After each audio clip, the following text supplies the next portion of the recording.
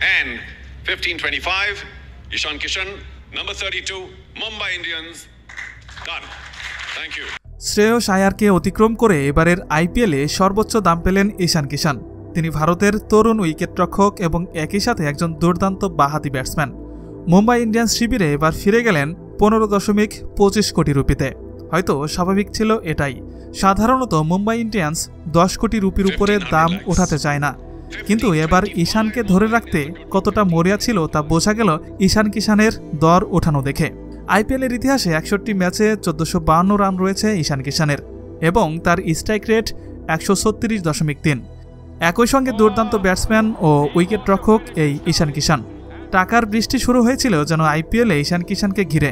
নিলামের মঞ্চে দলগুলো ঈশান কিষানকে দলে পেতে মরিয়া হয়ে ওঠে, আর দর উঠাতে উঠাতে একসময় 2 কোটি রুপির ন্যূনতম মূল্য থেকে ভারতের এই তরুণ উইকেটরক্ষক ব্যাটসম্যানকে 15.25 কোটি রুপির বিনিময়ে দলে নেন মুম্বাই ইন্ডিয়ান্স।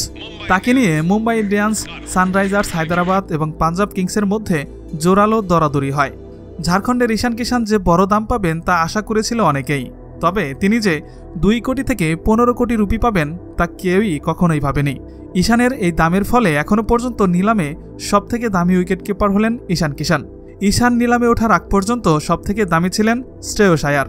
তাকে 12.25 কোটি রুপির বিনিময়ে দলে নিয়েছে কলকাতা নাইট রাইডার্স। কিন্তু এখন শ্রেয়সকে টপকে গেলেন ঈশান কিষান।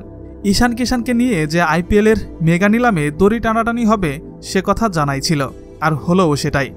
তাছাড়া আইপিএলের সবচেয়ে দামি উইকেটকিপারের মুকুটটিও এখন তার মাথায়।